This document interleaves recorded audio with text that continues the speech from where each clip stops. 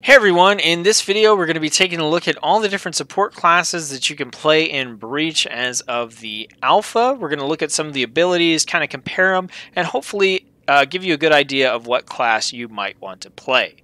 We're going to start things off with the Arcane Mender, which is part of the Arcane School of Magic and is going to use this kind of staff of sorts here, or scepter, as their primary attack weapon, and their basic attack progression is going to look something like this.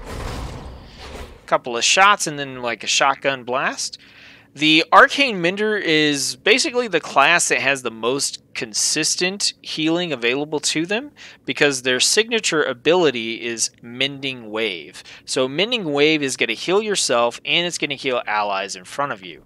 So if we go ahead and spawn in a friendly character here, you'll see when we hit our signature ability, you saw some zeros pop up there because we were at full health, but essentially you get a little blast right in front of you that's going to do healing for you and all targets that are in that area of effect. You do start out with 3 charges of this ability, so you can, kind of save it for when you actually need it. And then our next ability is going to be Guardian Sprite. Guardian Sprite will apply a damage shield to you or a friendly character, and it will increase bonus healing that character will receive. So you can cast that onto a character, and you can see it right there swirling around. So for as long as that is active, he's going to have that bonus shield, represented by the white segments on the health bar. Our next ability is Purification. This will remove debuffs from the target ally or yourself and prevent new debuffs from occurring. So you can cast stuff on yourself by just hitting Alt. And now you can see that we have the effect here on our character. So that would have cleansed any bad debuffs, and it's going to prevent new debuffs while this buff is active. Our third ability is our one sort of offensive ability. It's called Transcendent Blast. And what this does is it's going to deal damage to a targeted enemy. And that damage is going to increase based on how many times you have successfully healed a character, either through your ultimate ability or your signature ability, or how many times your damage shield has been consumed. So when you cast your damage shield on a friendly character and they take enough damage for that damage shield to be used up, you're going to get a little stack. When you cast your Mending Wave on characters and they're healed, you're going to increase that stack. And the more stacks you have, the stronger your Transcendent Blast is going to be, the more damage it's going to do to the enemy. And then finally, the ultimate ability for the Arcane Mender is Greater Heal. This is a targeted ability. You pick one ally or yourself, and it does a big burst heal. So as you can see, with the signature ability being a kind of AoE heal, and also with the ultimate being a targeted big heal, this makes the Arcane Mender one of the best active health bar healing classes that you can play as in the game. So if you traditionally play like a priest or something like that in your RPGs or your MMOs, this is a good place to start. Alright, the next support class that we have is going to be the Elementalist, and this is another class that comes from the Arcane School of Magic, just like the Arcane Mender. So we're going to be using the Scepter again, and we're going to have this attack chain here for our basic attacks. And our signature ability on the Elementalist is Glacial Armor. This is going to apply a damage shield to yourself or a friendly target. So unlike the Arcane Mender, where this was, just a regular ability you could switch from, this is the signature ability of the Elementalist. And if we cast that on ourselves, you're going to see we've got this nice, cool ice armor here. And that's going to give us a damage shield while it lasts. Our first ability is going to be Meteor. Now, the Elementalist does a lot of AoE stuff. Almost everything they do is AoE stuff except for their signature ability. Meteor is no exception. This is going to drop a meteor down on a target location, dealing a bunch of damage and applying a burn to targets in the area. So we're going to spawn a couple of low-level guys here, and we'll spawn one higher-level guy as well. And then you can see the effect of the impact and then the burn that's available as well. Alright. Our next ability is going to be Aqueous Globe. This is going to summon a dome at a target location that's going to block incoming projectiles, and it will increase damage resistance of allies inside. So we're going to go ahead and we're going to spawn another one of these snipers, and we're going to spawn a couple of brawlers, and then we're going to go ahead and put up our dome. And you're going to see that's going to block projectiles from the sniper. So nothing's happening there. And then I also gave us some damage resistance within the dome as well. Our next ability on the Elementalist is Quake. Quake is going to deal damage in an AoE, big AoE area, and it's going to pulse that damage and deal it over time to enemies.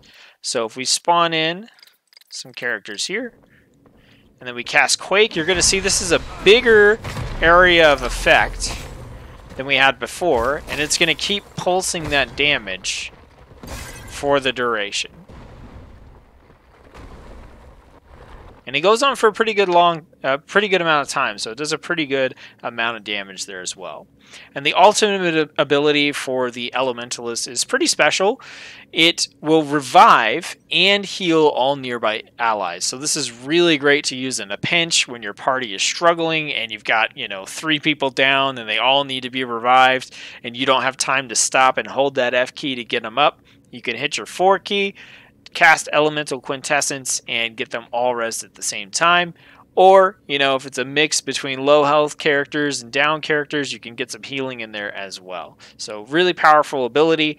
As you can see, the Elementalist is less of a support style healer and more of a proactive damage mitigation style healer with the glacial armor and the aqueous globe, but also has some nice big bursty area of effect abilities that they can use to deal damage, and has one of the most clutch team-saving ultimates in the game. The next support character we have is the Vanguard, and the Vanguard is from the Battle School of Magic and is going to use the two-handed sword as its primary weapon, and this is kind of what the attack progression looks like here. The Vanguard is all about, preventing damage, like actively preventing damage, converting damage into health. You can kind of think of them maybe as like a paladin, but, kind of take away all the holy light stuff. The signature ability for the Vanguard is going to be Resolute Block. This will convert incoming damage into health while channeling. So first thing we got to do is we got to get beat on for a little while here and lose some health. And then once we've done that, we can use our Resolute Block, and you can see that as we take damage, it's going to be restoring our health. So that's a pretty good way to get some active self-healing, because the stronger the enemy, the more damage they're going to do, and the more healing you're going to get during that ability. Next up, we have Guard on our 1 key. This will guard a target ally and transfer a portion of their damage taken to you, and you are able to use this in the air. So let's go ahead and do a couple of warriors here, and we're going to bring in our own mana warrior and have him take some damage. Okay. And now we can cast Guard on him, and we're going to take some of that damage that he would be taking. And you can see our health going down as well.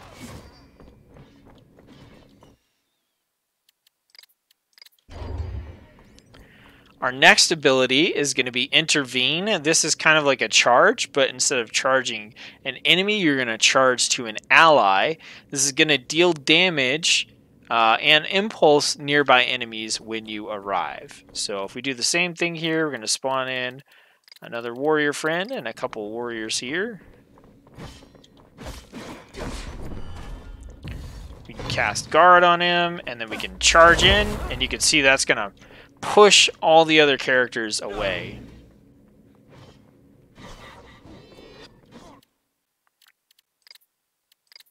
Our next ability is going to be Bastard Cleave, and this is going to be a broad swing which is going to deal more damage based on the damage you've received. As you take damage, you'll get stacks of a buff, which you can see above the health bar here. The more of those you have, the harder that cleave is going to hit your opponents. And then finally, the ultimate ability for the Vanguard is Strike of the Aegis.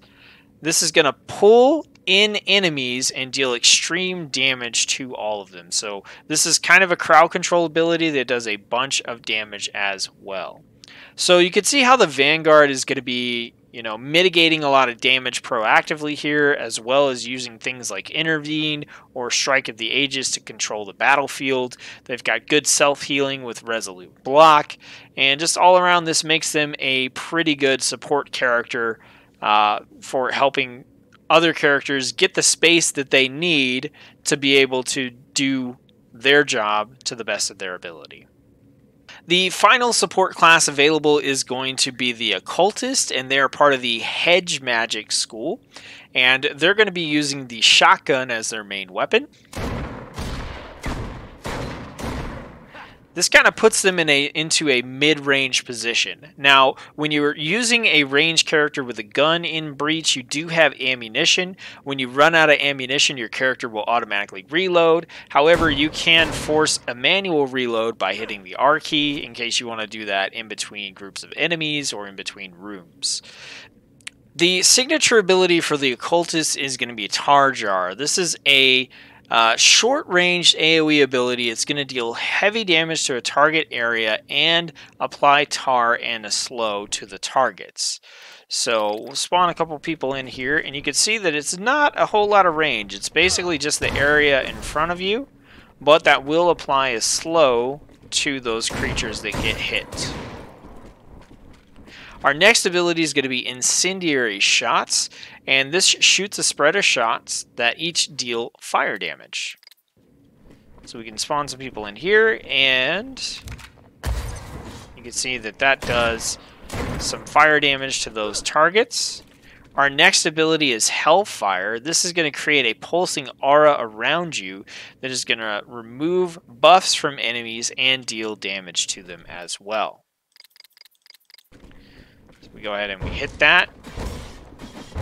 You're just going to continue to pulse this fire damage out, and if any enemies had buffs, that would be removing them as well. Our next ability is Projectile Ward. This is going to apply a buff that reduces incoming range damage and deals damage back to the caster. So for this one, we're going to bring out a sniper. So we're going to take a hit here, 96 damage. If we use our buff here, then we're dealing 100 damage back to the target now with our buff. Our final ability for the Occultist, our ultimate ability, is going to be Healing Pact. This is going to heal nearby allies in an area around you. So when you hit the ability, you're going to see this range. Any allies in this target range and yourself will be healed. So if we hit that, you can see that does a pretty good chunk of healing for us. Now, the other thing to note about the Occultist, and this is sometimes buggy in the alpha, the intention, I believe, is that your Incendiary Shots and your Hellfire, the fire damage from those should light targets on fire if they have the tar debuff applied to them. It seems to work sometimes, and then other times it doesn't, but I think that is the intention. So you're going to want to use the synergies between Tar Jar, Hellfire, and Incendiary Shots to make sure that you are applying that burn damage to enemies and maximizing the damage output that you can, and then also using Hellfire to get rid of buffs on enemies as well.